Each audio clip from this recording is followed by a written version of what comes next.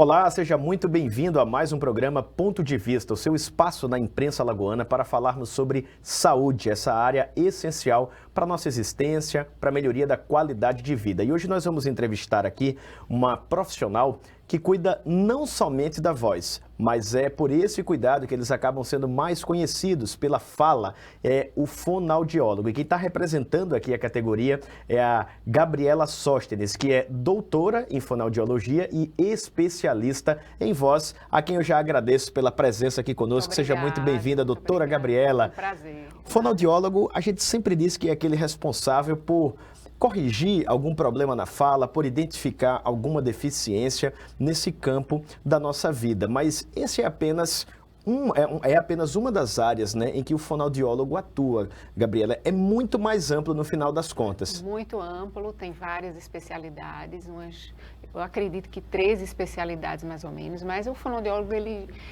cuida basicamente da linguagem, né, da motricidade orofacial, da comunicação como um todo, do problemas de deglutição, problemas de audiologia, né, de ouvido. Então é uma área bem ampla. E você escolheu um ramo que tem hoje crescido cada vez mais, que é o da voz. Ao final de contas, a própria pandemia acabou impulsionando o advento da comunicação intermediada de forma virtual, né? As famosas videochamadas, contribuiu muito também para o crescimento de gravações nas redes sociais, e os artistas têm cada vez se preocupado mais com esse campo, mas não somente eles, os profissionais de forma geral, as pessoas que desejam se comunicar melhor, têm se preocupado mais com a voz também, né? Tem, a comunicação ela é importante para todas as áreas, não só para quem é profissional da voz como você, como cantores, como atores. Todo mundo hoje, a profissão precisa, né, de comunicação para que você consiga alcançar espaços maiores, para que você consiga jogar sua voz no mundo e ter melhores alcances, né, tanto pessoal como profissional. Então, realmente, a profissão, né, principalmente agora, nessa pandemia, teve uma grande procura e também facilitou, né, em termos assim, eu pelo menos consigo atender mais pessoas online, então facilitou bem o trabalho. O que as pessoas mais acabam procurando nesses cuidados com o fonoaudiólogo de forma geral e também naquilo que se relaciona à voz de forma direta? Porque a fonoaudiologia ela trabalha com 3 áreas bem amplas, né, que é a comunicação, a questão da alimentação e também a questão de toda a parte de aprendizagem.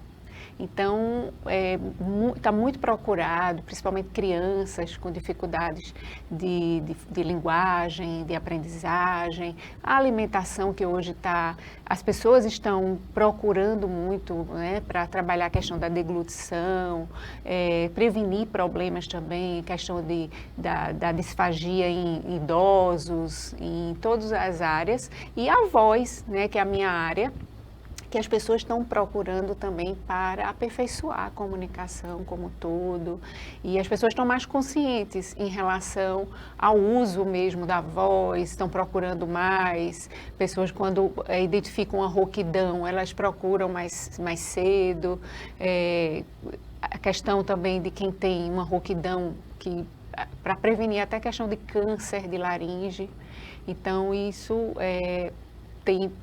tem facilitado, né, essa questão da divulgação. Antes de a gente entrar na questão da voz propriamente dita, o que pode ser um indicativo, por exemplo, Gabriela, de que eu preciso dar um pulinho, fazer uma visita num fonoaudiólogo? Existem sinais, sintomas, características até auditivas, podemos dizer assim, né? Já que às vezes a gente fala e alguém é que acaba percebendo, porque a gente pode se acostumar com o problema. Sim, existe sim. Então, todo sinal, tudo que você perceber que a sua voz está diferente, o primeiro sinal que você perceber, você precisa estar atento a isso. Então, uma rouquidão persistente por mais de 15 dias, é sinal de que você precisa procurar um médico para avaliar seu trato vocal. Esse médico é o otorrinolaringologista que avalia, porque pode ser já algum sinal ali que a sua corda vocal, que a sua prega vocal não está bem. Né? Então, pode ser um problema inicial que com os exercícios, com a fonoaudiologia, com o tratamento do fonoaudiólogo, vai resolver o seu problema. Então, um pequeno sinal que você perceber que sua voz está alterada, que sua voz está mais rouca, ou com fadiga vocal, ou com mudanças de tom, então você deve procurar já ajuda, né? já uma avaliação para tratar. Tem pessoas que deixam isso, por quê? Porque a rouquidão ela é aceita socialmente, as pessoas acham bonitinho quem é rouco, como tá bonitinho, rouquinho, ou enfim. Que voz bonita, que voz mais bonita, rouca, né? Isso, mas isso pode ser sinal de que algo não está bem, né? Então, uma rouquidão por uma gripe é normal. Por né? Então, tempo, por talvez, um tempo, né? Você está gripado, você está numa crise alérgica, numa sinusite. Então, é normal a voz ficar diferente, ficar rouca, ou ficar mais baixa, ou ficar com falhas. Naquele período, passou aquele período, se ela persiste, você tem que procurar ajuda. Então, você precisa estar atento aos pequenos sinais, tipo um pigarro persistente, uma tosse persistente. E se você for fumante, principalmente que tiver 40 anos ou mais, aí é que tem que ficar atento mesmo, porque o cigarro ele é o maior causador de câncer de laringe. Então, quem tem 40 anos e que fuma, precisa estar ali investigando sempre, ali também colocar seu check-up anual, também colocar uma avaliação da sua laringe, porque as pessoas geralmente ficam muito pensando no pulmão apenas, mas quando a gente fuma, a fumaça do cigarro passa primeiro pelas pregas inevitavelmente vocais, tem de passar, né? Para ir para o pulmão, e o estrago é grande, então qualquer tipo de cigarro, não só o cigarro, né? A maconha, os vapes, os cigarros eletrônicos, tudo isso danifica muito. E a partir desse momento em que a pessoa chega ao consultório do fonoaudiólogo, já após esse encaminhamento do otorrino, como é que é feita essa anamnese, essa entrevista, o contato inicial ali com o paciente? E você vai procurar saber toda a história da voz dessa pessoa, todos os sintomas, e a partir daí fazer a avaliação da voz para deixar registrado aqui. A avaliação ela é feita perceptualmente e também feita por uma análise acústica da voz, e em seguida você vai traçar o plano terapêutico ali para aquela pessoa, para aquele determinado problema. E os resultados geralmente são bons com o tratamento da fonoaudiologia, acompanhados, logicamente, com o otorrino, sempre em parceria. Muitas vezes é necessário fazer cirurgia também. Então, faz fono antes, faz cirurgia, depois faz fono depois. E esse acompanhamento, no meu caso, na minha especialidade que é voz, são tratamentos curtos, não são tratamentos longos. Gabi, tem uma coisa interessante nesse processo. Você já deu um sinal de que talvez a maior procura seja pela questão da rouquidão, mas esse certamente não é o único motivo que leva um paciente lá ao seu consultório. Por curiosidade, além desse, o que é que acaba incomodando mais as pessoas e despertando esse desejo ou fazendo com que elas tenham consciência dessa necessidade de procurar o tratamento de fato? As pessoas que procuram, elas procuram também muito para aperfeiçoar a comunicação. A questão da oratória, a questão de aperfeiçoamento mesmo da comunicação do dia a dia e dessa comunicação profissional. Mas não só os profissionais da voz diretos que procuram. Outras pessoas também, tipo gerentes, né, líderes. Professores sofrem muito também com problemas na voz, né? O professor, ele geralmente procura já quando tem um problema. O problema instalado, já está com aquela rouquidão ali instalada. O professor, ele procura é muito difícil procurar para aperfeiçoar ou para prevenir o problema. Né? O ideal é que chegasse antes do problema instalado. E as outras áreas procuram mesmo para melhorar a questão da comunicação em si, das oportunidades de trabalho. Você tem um doutorado nessa área da linguística. E a voz, a comunicação oral, ela integra esse vasto campo no final das contas, né? Então, como é que você acaba observando esse conjunto, né? Do que é que ele é composto e como é que é essa melhora, no final das contas, na oralidade e na comunicação como um todo do paciente, da pessoa que busca esse tratamento? A linguística, ela é parceira da fonoaudiologia, né? Ela caminha junto, é uma ciência bem... Então, o meu doutorado foi para avaliar justamente a questão da prosódia da fala. A prosódia, como você articula os sons, como você faz as entonações, as pausas, as ênfases, o tom da voz, tudo isso em favor da comunicação. Então, meu doutorado, eu avaliei esses aspectos da comunicação de telejornalistas. E me ajudou muito no dia a dia, esse estudo que eu fiz. Me ajuda a trabalhar melhor com essa questão da comunicação, do uso mesmo da voz, das intenções comunicativas, né, de como eu enfatizar melhor a palavra, de como pausar, e me ajudou nesse sentido de entender e colocar na prática na fonoaudiologia, né, trabalhando com essas pessoas. E nesse aspecto, no final das contas, a pessoa não necessariamente precisa ter uma deficiência, um problema para procurar o serviço, no final das contas. A maioria que procura é quem não tem problema, quem não tem rouquidão, quem não tem problemas e querem justamente aperfeiçoar. Tanto a questão da comunicação, dos gestos, como do uso da voz, da melhora do tom da voz, da melhora da intensidade, a melhora também do conteúdo da mensagem, passar com mais objetividade, com maior clareza, com maior assertividade. Então, as pessoas que procuram mais é nesse sentido. E você tem, certamente, pacientes de áreas de atuação completamente diferentes. Cantores, já falou aí, jornalistas, advogados, políticos. Também? Muitos. Tem muito cliente aqui da Assembleia, por exemplo, a turma chega lá também para melhorar essa postura ali na tribuna. Isso, a postura, articular melhor as ideias. E dentro desse seu ramo de estudo, Gabriela, o que a gente percebe de benefício imediato a partir do momento em que a gente inicia o tratamento e tem esse aperfeiçoamento sob supervisão, sob orientação profissional? Eu acredito que é a segurança do falar. É você perder o medo de falar em público, é você passar mais segurança, passar maior clareza nas ideias, é você conseguir ser compreendido, porque a comunicação é que você fala, mas não é... O seu compromisso também é com o outro estar entendendo. Se fazer entender. Se fazer entender. Então, a pessoa, depois das sessões, ela fica mais segura e consegue fazer com que o outro compreenda melhor as ideias. Você acaba encontrando com muitas pessoas, por exemplo, que acabam não tendo facilidade de se comunicar e desenvolvendo uma retração da personalidade, do comportamento, até muitas vezes um problema psicológico decorrente dessa timidez ou dessa falta de articulação. Sim, muita gente perde oportunidades de trabalho, oportunidades de vida, né? Deixa de, até em casa mesmo, perde oportunidades de se colocar, de passar melhor a mensagem.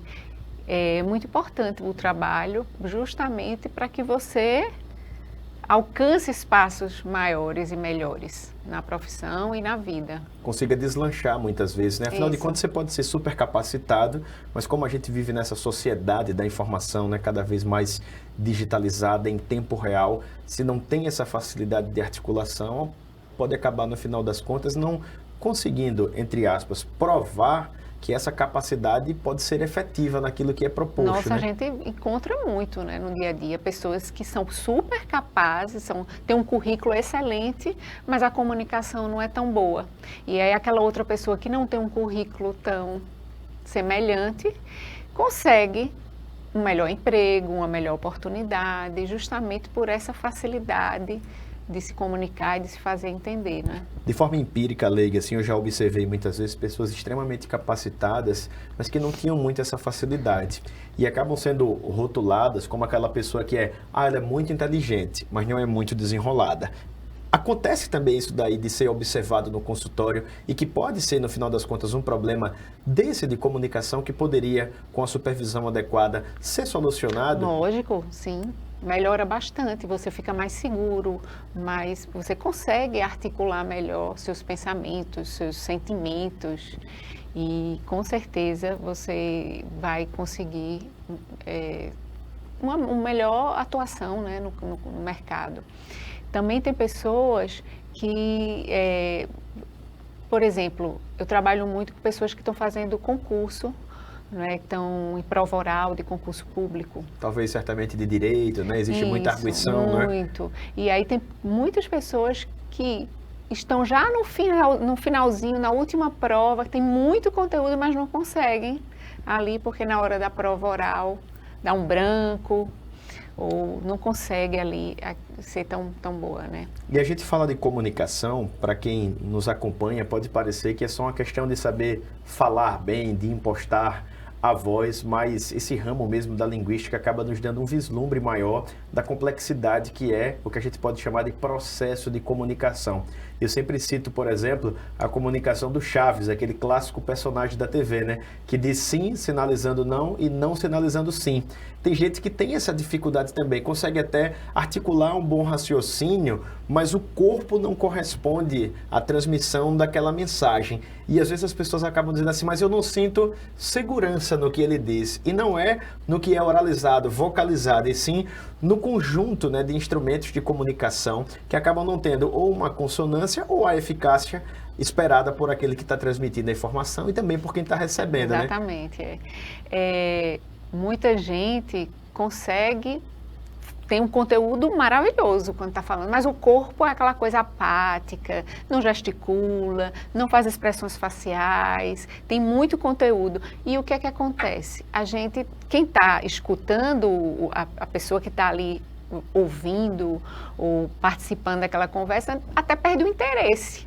Porque você quer ver também ali o corpo, né? O corpo ele precisa trabalhar junto com a voz, junto com as ideias, faz parte, né? Dessa interação que a gente tem aqui e o desejo de manter o outro interessado. A comunicação não verbal, ela chega primeiro até do que a comunicação verbal. A imagem também da pessoa chega tudo. Então, tem que ter isso para fazer com que você se mantenha atento à conversa, para que você tenha interesse de continuar assistindo, de continuar escutando. Então, uma pessoa que não tem expressividade com o corpo, ela não passa esse desejo no outro, de permanecer escutando aquela mensagem.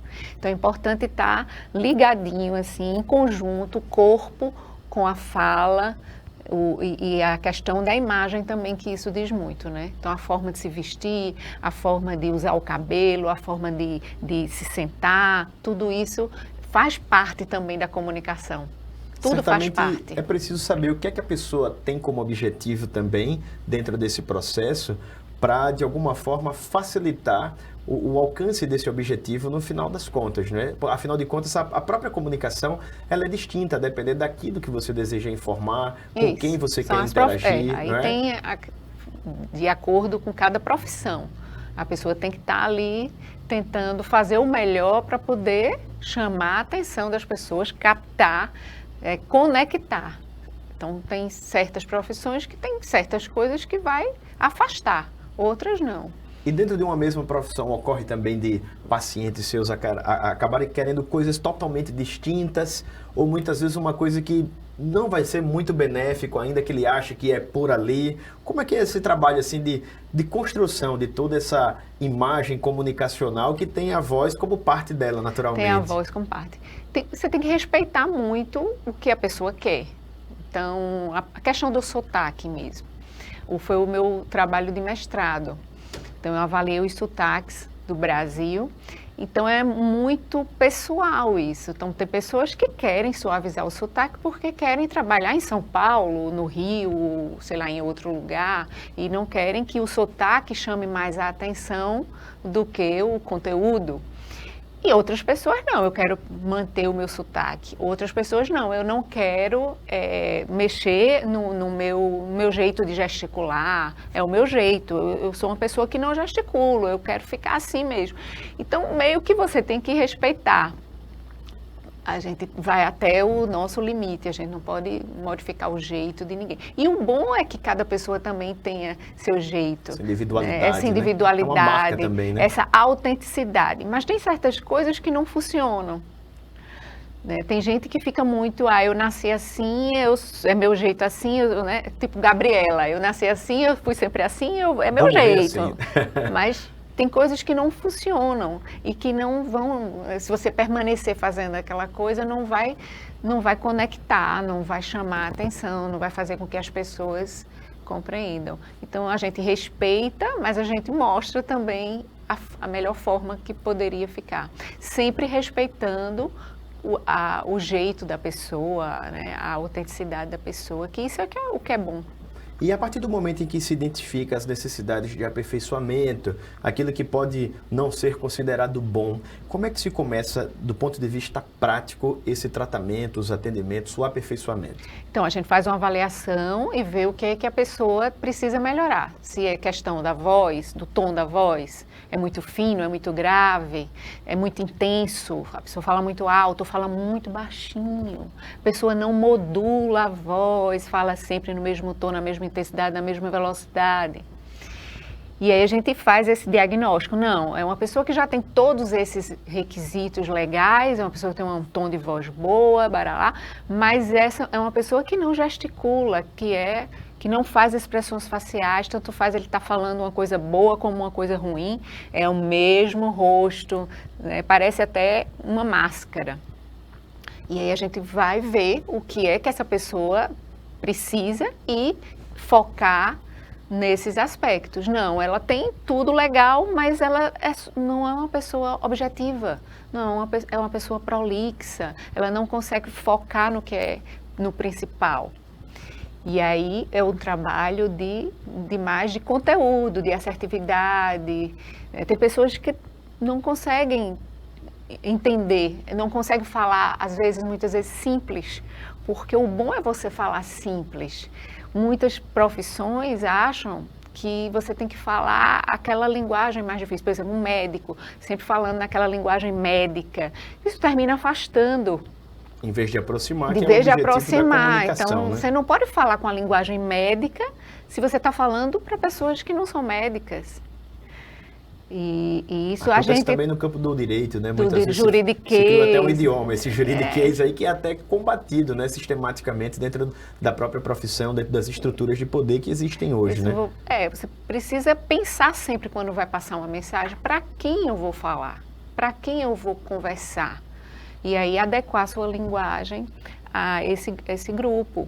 E saber que falar simples não é feio, falar simples até é mais difícil do que falar Perfeito, era exatamente isso que eu ia dizer. Há pessoas que falam difícil, achando que de alguma forma aquilo dali pode supervalorizar o que está sendo dito, quando no final das contas pode acontecer exatamente o contrário, você não ser compreendido, ou como alguns até dizem, quem fala muito difícil é porque não sabe o que está falando. Exato, né? É mais difícil falar simples. Então, a gente faz esses ajustes também, trabalha fazendo com que as pessoas, que a mensagem chegue do outro lado de uma forma mais simples possível, que a pessoa entenda nesse foco. Então, a gente faz esse diagnóstico, vê o que cada pessoa precisa, porque cada pessoa é única, e vai trabalhando em cima das dificuldades de cada um.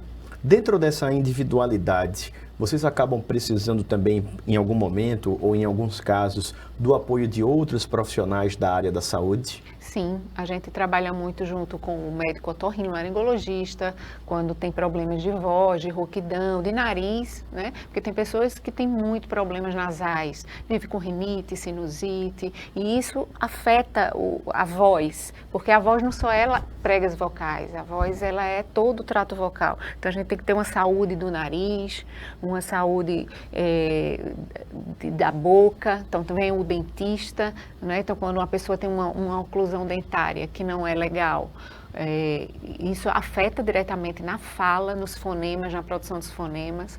Então é um parceiro grande que é o dentista também, o ortodontista, o médico otorrino, o psicólogo para trabalhar as questões emocionais, o medo de falar em público, as questões de achar que não está preparado, que nunca está na hora. Então o psicólogo está ali sempre ajudando. Eu perguntei exatamente por isso, né? Porque o que a gente mais vê é perca o seu medo de falar em público. Ou as pessoas dizem, um dia desse, inclusive, eu fui a um profissional da área da saúde em busca de um atendimento natural, e quando a gente conversava, ele disse, você é jornalista, tal, né? Etc. Só, olha, eu estudo tanto, me comunico tão bem aqui, na minha opinião, com você, e realmente fazia isso, mas eu não consigo falar em público e sou péssima gravando vídeos. Por isso que até toquei nesse ponto lá no iniciozinho da nossa conversa. Eu disse, olha, mas realmente, conversando aqui contigo, se você não me dissesse, eu nunca perceberia. Isso é comum também de acontecer lá no consultório? Muito comum. As pessoas terem uma autoimagem, achando que não consegue, que não pode. Principalmente da geração mais velha. Essa geração, né, de 10 anos, 15 anos, é uma geração que já nasceu com o celular conectado, né? As pessoas, eles têm dificuldade de falar com as pessoas ao vivo, mas é uma geração que não foi acostumado com a câmera, então tem esse meio que bloqueio, mas isso é trabalhado, a gente incentiva e grava vídeos e as pessoas vão melhorando e vão perdendo o medo, mas muitas vezes precisa de um psicólogo ali para dar um suporte também.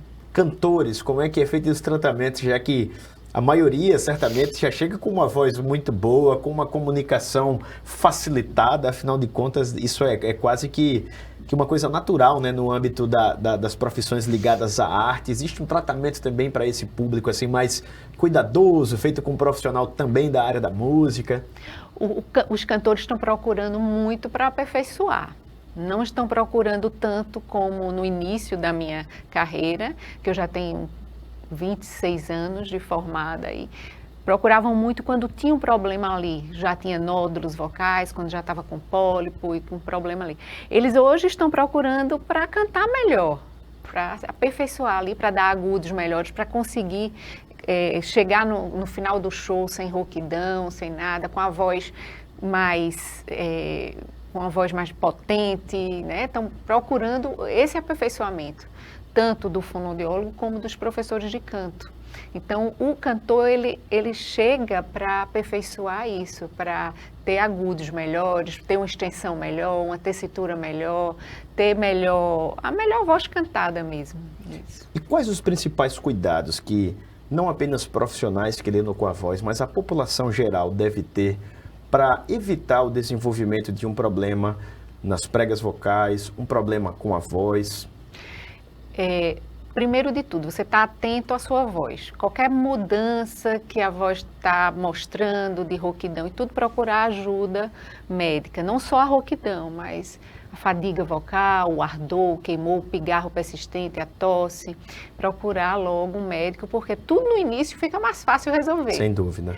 Tudo no início fica muito mais fácil. Os cuidados básicos que você pode ter com a voz, primeiro, é tomar muita água durante o dia. Sempre estar tomando pequenos goles de água. A água é o maior... acho que o primeiro amigo da voz é a água, porque a água lubrifica a corda vocal, faz com que a corda vocal trabalhe com menos dificuldade, com mais facilidade, deixa uma voz menos tensa. Então, a água é o primeiro amigo. Segundo é evitar gritar, falar alto, falar muito. O grito, deixar para as situações de emergência. A corda vocal, ela não aguenta grito, ela não aguenta muito impacto. Então, ela precisa bater com suavidade. O falar alto também é uma coisa que é um abuso vocal muito grande. O falar muito. Falar em local barulhento, porque no local barulhento a tendência é a gente falar mais alto. Se esforçar mais para falar, né? Então, é comum as pessoas... eu fui para uma festa e hoje estou rouca. Por quê? Porque naquele momento, naquele ambiente da festa... Mais ruidoso, né? Ruidoso, a pessoa fala muito alto, geralmente está bebendo, álcool, fumando, então no outro dia a voz realmente está ruim. Nesse caso, se acontecer isso, o melhor remédio é muita hidratação no outro dia e repouso vocal. Não nesse momento que a corda vocal está rouca, significa que a corda vocal ela é demasiada, hiperemiada, inchada, está vermelha. Então, se você, nesse período, você fala mais, vai para outra festa e tudo, a tendência é você pode desenvolver um problema ali, um nódulo vocal, um pólipo vocal, que são patologias benignas, mas de todo jeito vai deixar uma rouquidão ali. Para quem fica no ar-condicionado, a exemplo do ambiente que nós estamos aqui, friozinho, gostoso, mas é preciso ter um cuidado maior também e estar sempre hidratando, ainda que sem aquela sede fisiológica em si, não é, Gabi? Isso. O ar-condicionado resseca muito todo o trato vocal, o nariz, né, a boca, as pregas vocais. O ideal é que no ar-condicionado você mantenha o filtro do ar-condicionado limpo, para evitar essa questão da contaminação, de ficar com doenças, e sempre estar ali hidratando, que não deixe o vento do ar-condicionado também direcionado a você. Se vale você mesmo puder, para um ventilador, de repente? Para um ventilador, levantar o negócio do ar-condicionado. Palhetinha lá, né? Isso facilita não ficar diretamente em você. Tem gente que dorme com o ar-condicionado, o ventilador no rosto. Então, isso tem um ressecamento muito maior. Então, evitar isso. Soluções caseiras nem sempre trazem o benefício prometido. Importante destacar isso as também. As soluções caseiras, se você tiver com amidalite, com a faringite, com a dor na garganta, aquilo ali serve... tipo gargarejo com água morna e bicarbonato e sal, isso dá uma aliviada, né? Mas aquelas outras, tipo gengibre, mastigar, isso tudo termina... Própolis, aquela que a gente aperta em spray. Se você está nesse período de doença, aquilo ali, tudo bem, parou. Mas tem gente que acha que eu estou rouco, vou jogar própolis. Fiquei bom. Vou comer gengibre, que vai melhorar. Primeiro, não passa pelas pregas vocais. A comida não passa pelas pregas vocais. A comida passa pela faringe, esôfago, estômago. É um outro caminho. Então, aquele gengibre que você está comendo, aquilo ali não vai passar por ali, não vai fazer o efeito. Então, na rouquidão, repouso vocal, tomar mais hidratação, fazer nebulização com soro fisiológico também ajuda bastante e procurar um médico se persistir os sintomas. Então, na gripe é comum a pessoa ficar rouca, mas que passe depois da gripe aquela rouquidão, não persista.